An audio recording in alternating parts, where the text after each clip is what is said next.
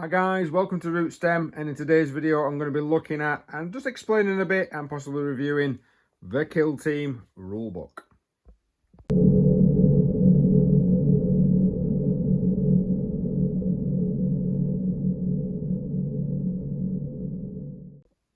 Hi guys, thanks for joining me. If you do enjoy the content, please consider liking, sharing, subscribing and all the usual good stuff that you can do here on YouTube.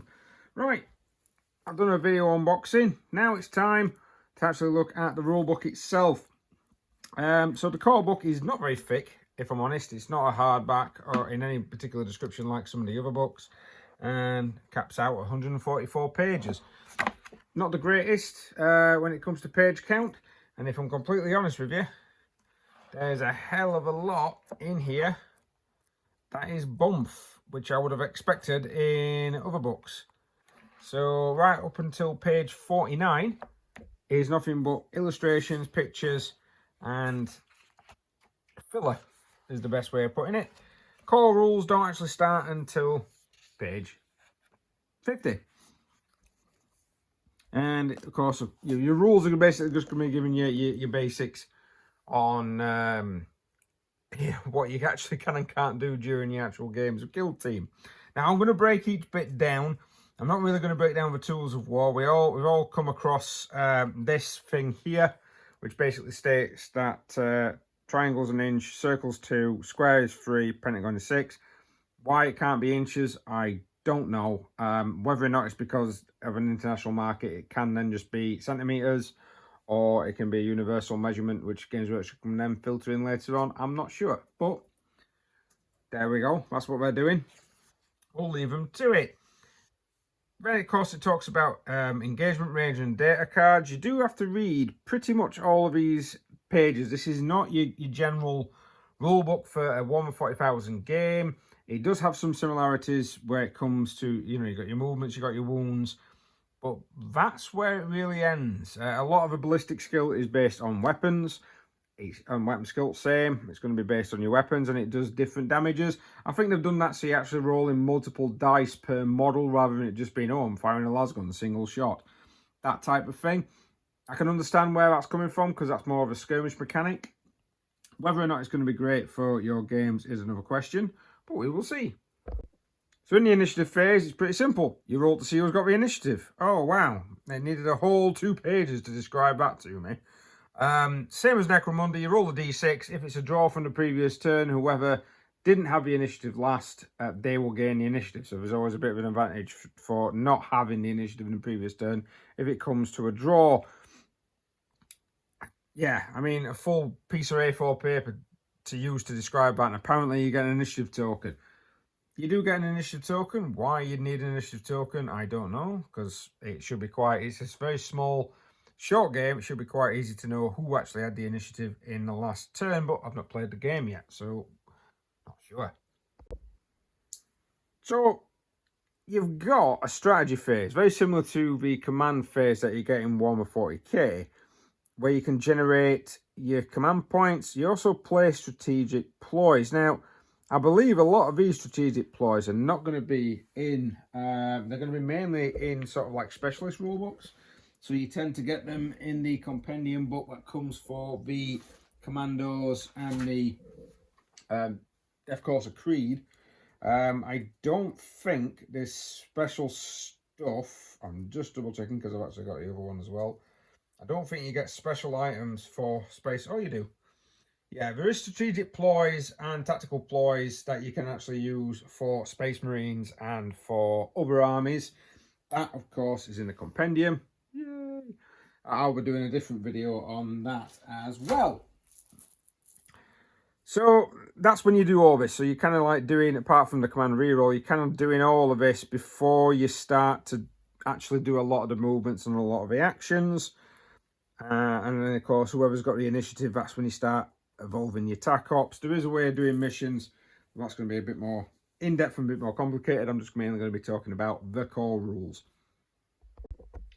And then you get into the Firefight Phase, which is basically where you do all of your actions.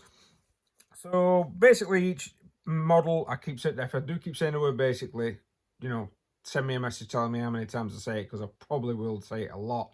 I'll probably annoy the hell out of you by doing it, so I do apologise.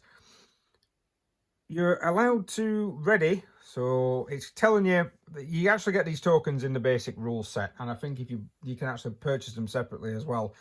If you are playing Imperial Guard, by the way, Imperial Guard can be up to 14 men. So if you've got two armies that are both Imperial Guard, that's going to be 28 models on the tabletop. There is not enough counters to be able to do that. So if you've got someone like Guard versus Genestealer Cult as an example, you're not going to have enough counters to play this game. You're possibly going to have to buy another set, which is really, really annoying.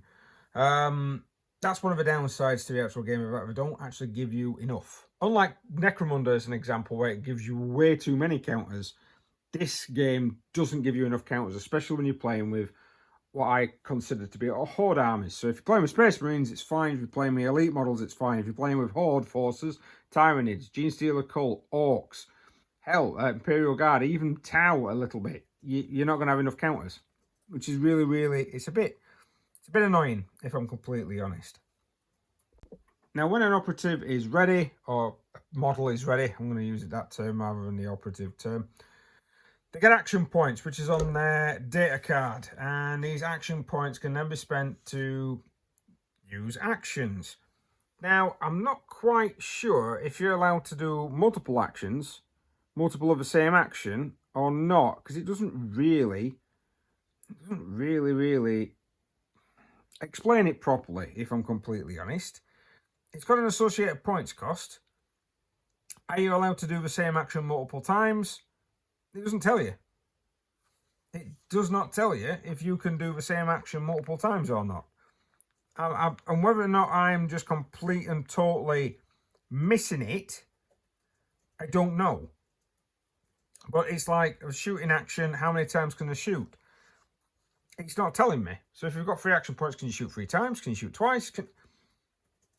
It's not very, very clear at all. Yeah, I had another good read. Doesn't really explain anything to you. Overwatch is in here if you've got 2. So, for example, if it's Space Marines versus Imperial Guard, and Imperial Guard's got 14 models, because that's how much you can have in the standard. You have 7 men per fire team. You can have 2 fire teams, so you can have up to 14 models in a Guard force. Space Marines only have 1 fire team, so they'll always end up with just 5.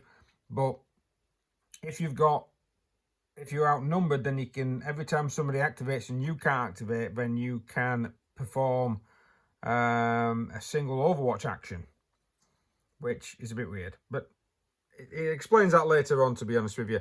You've got universal actions, you've got unique actions, which can actually be on somebody's data card. You've got mission actions, which of course is what you do for actually activating your missions. And free actions can only be performed when another rule specifies. Operative can perform as long as they meet requirements. There's lots of different requirements for you to be able to perform these actions.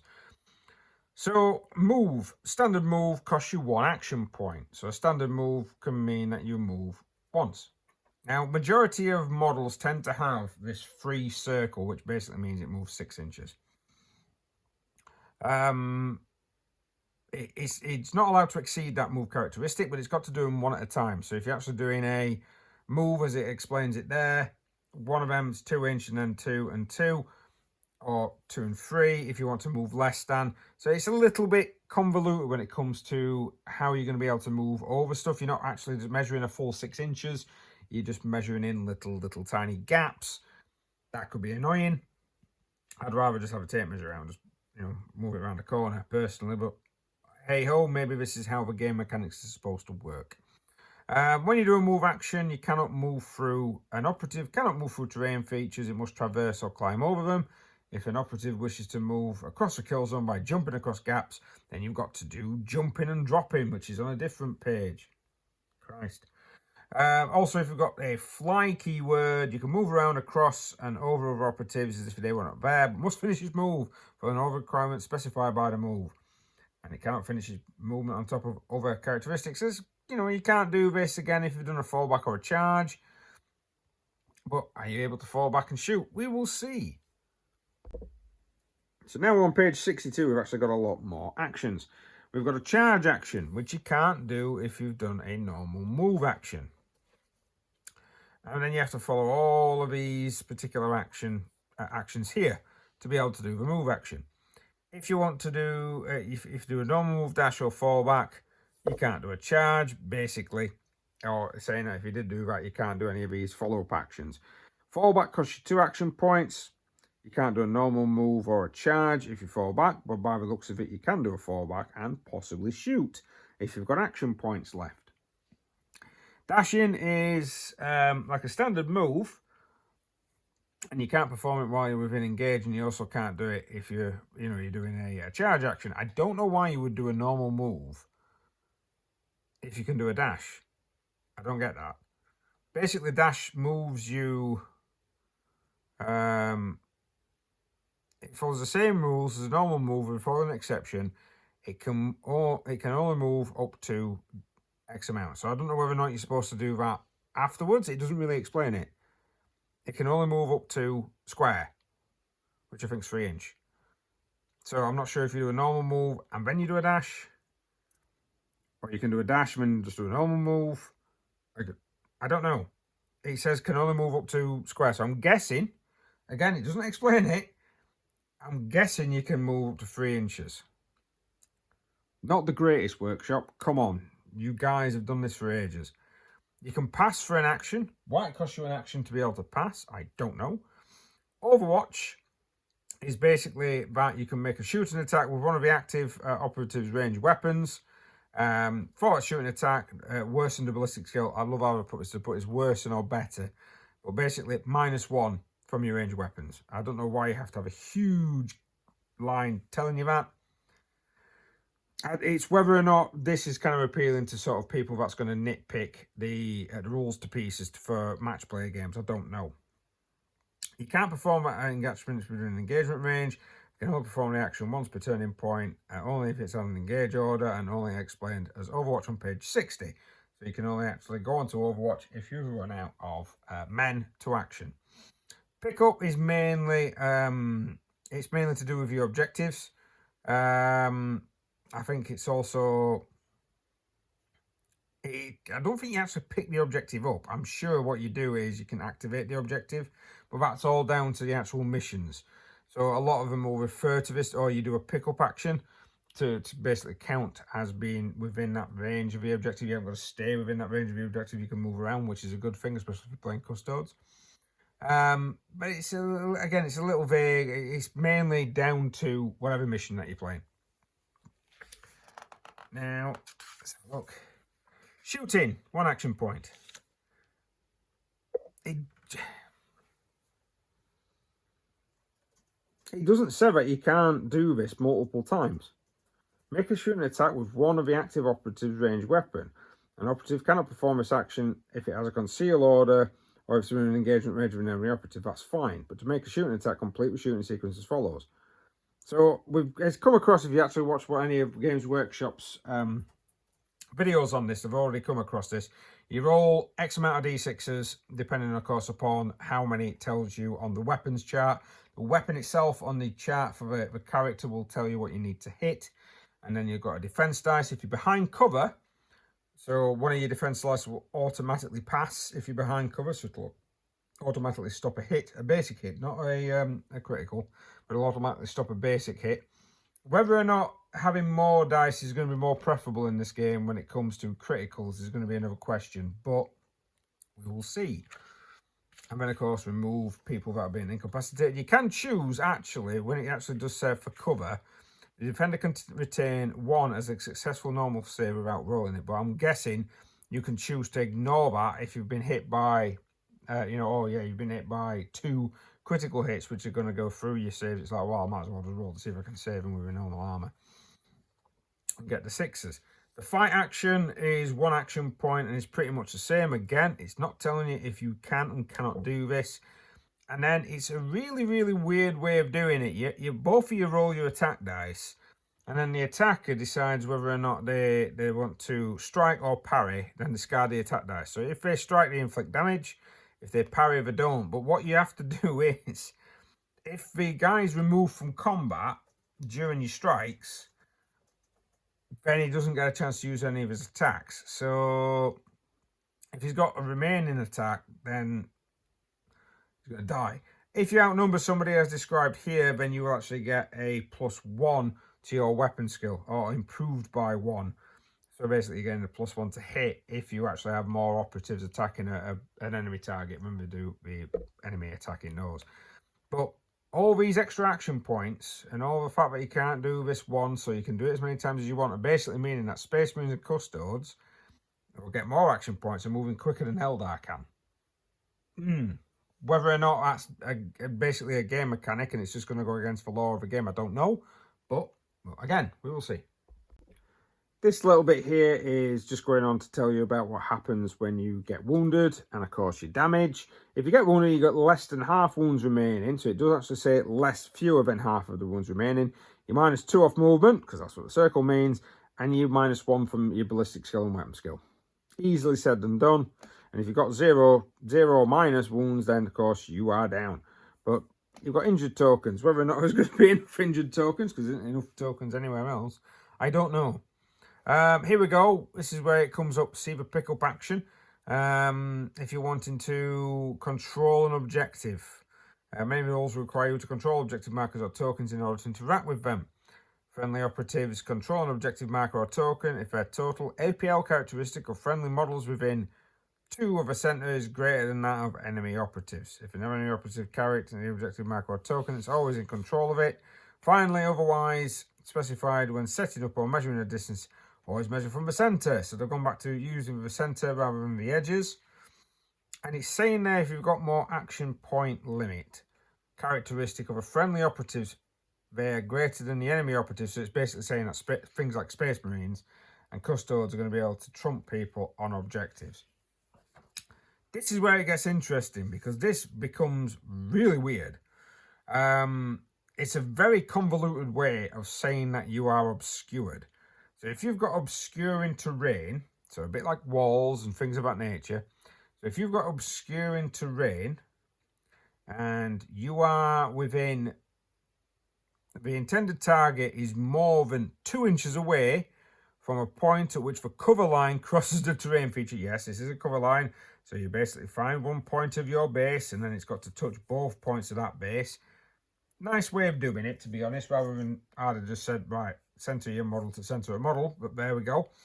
But yeah, so that will be in cover, or is it?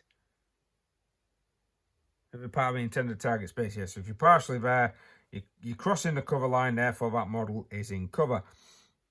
Now, if the intended target, if he's more than 2 inches away from an obscuring piece of terrain, see page 75, then you can't target him because he's obscured. Can't be shot, can't get line of sight. However, if you are within an inch of that cover, then you basically ignore that piece of cover. It's very convoluted on how it tells you how to do it. I don't get it. I really don't get it, to be honest. I've actually read and reread that bit several times to be able to understand what you're supposed to do. But that's basically it with the obscuring. If you're within 2 inches, if you're, you know when you're in cover and when you're not in cover. To me, it's, again, I don't know whether or not it's appealing to some form of match play game. This also describes when you can and can't be shot, because of course you've got like a concealed target, so he's trying to sneak up, and then you've got visible ones that are trying to move forward and trying to gun you down.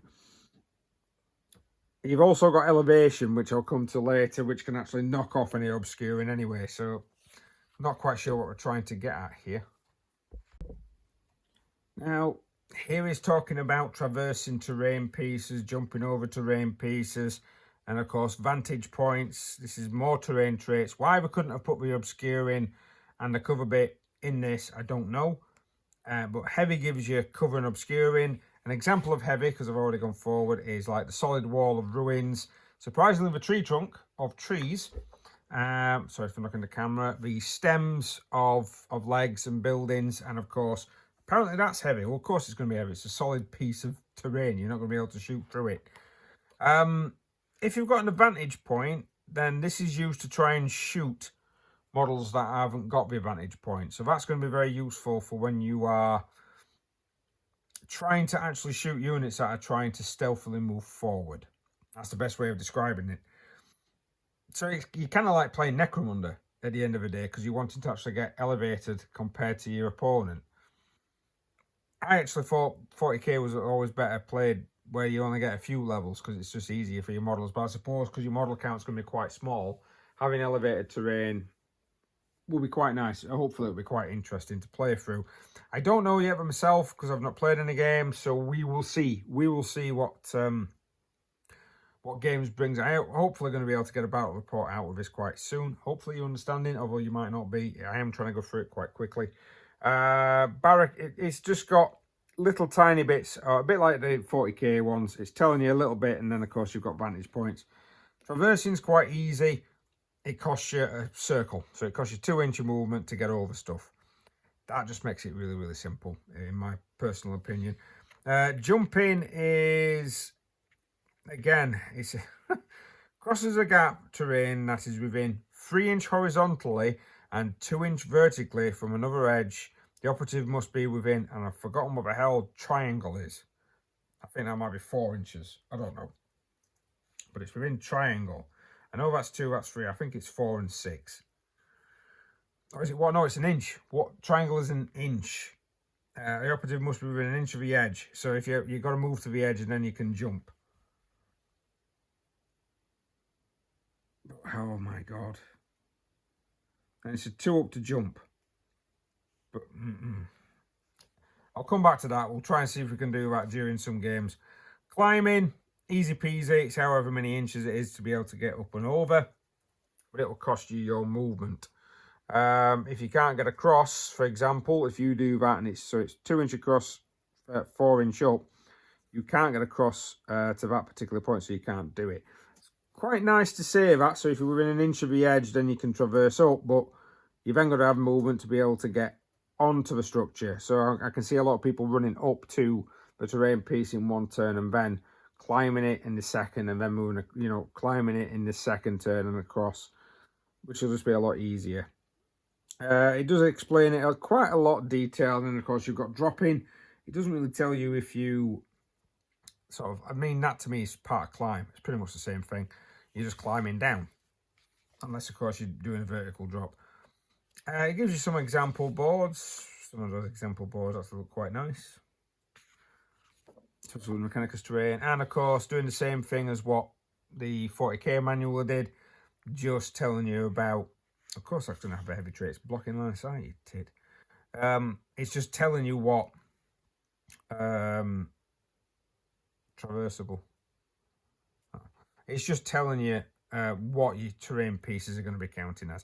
It's using Games Workshop stuff, but you're going to be able to get away with not using Games Workshop stuff. Your own stuff, you'll be easy to be able to decide what is and what isn't heavy and traversable. Now we're getting into game modes. Apologies for the reflection, although having the reflection on there will probably mean that people can't take screenshots and I'll not get knocked down by Games Workshop. Following is going to be about the game sequences. So this is it's basically going to be the sequencer for you to be able to play your games. So open play, match play, narrative play. Narrative play's got a really big section in this. Match play, not so much. But open play is quite easy. You get your kill teams, you set up your barricades, you set up your operatives, you begin the game, and these are the things that you do before the battle. Easy and simple to be able to set up. What will probably happen is I'll probably not end up playing that because that's what happens. We just end up always playing either match play or narrative play games. This is for your kill zone. It's just very easy. It's very easy to set up, and you're kind of setting up your own objectives at the same time. Match play is where most people are going to be playing this particular game. But it's only, look, it's only a page. Look at that. That's a little bit weird with the scouting section. You can fortify, infiltrate, recon. I don't get it, but I'll be able to get it when I actually play some games. Again, a 15-part step, very similar to how you set up your match play games in Warhammer 40,000. These bits are kind of rolling over. The scouting bit will be weird because I know a lot of the times, I think there was a phase like that in the original Kill Team, and me and my friends never did it because we we got fed up of trying to read and trying to decide. We're just like, let's just play a game. So that might get kicked by the wayside in some of my missions, but you never know. And Spec Ops and narrative play. So narrative play in this is pretty much a campaign. And a campaign for me is always going to be very similar to Necromunda. Every time I always think of playing a campaign, I always think of Necromunda.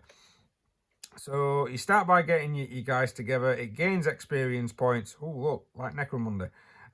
If you go up, then of course you can gain battle skills. If you get hurt, you can get battle scars. Very much like the Crusade variant, which I don't like in 40k. And then these here are 4 markers that are on your data sheets telling you what you can and can't have as skills. And then these are the skills. So there's about 6 skills in each. You can be staunch and be quite resilient or really good at combat. Marksman, which will probably be a lot of the guard stuff. Scouting. And then, of course, you can have battle scars. Oh, slaying's a good one. You can remove a guy from your army completely. That'll be quite interesting. I quite like... I like it when you're playing a game and you're having detriments into your next phase. It's always nice when you've got detriments into your next phase. We make it quite difficult for those detriments to happen. But if you ever play a Crusade, don't play with the points limits. Just let you guys, actually accumulate battle scars and get them benefits. It's always much more fun that way.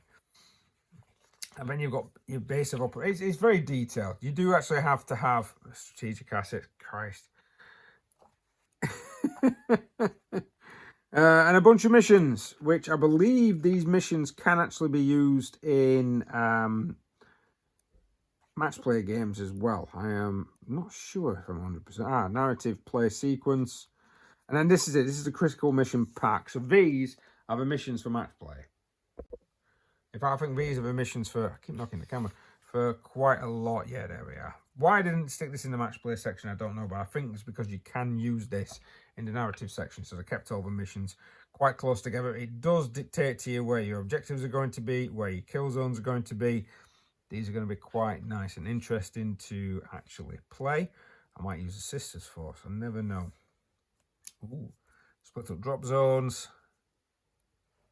Again, very, very similar to 40k. You've got your particular drop zones, you've got your missions, you've got your game modes, and you've got your special action points that you can actually use in the games.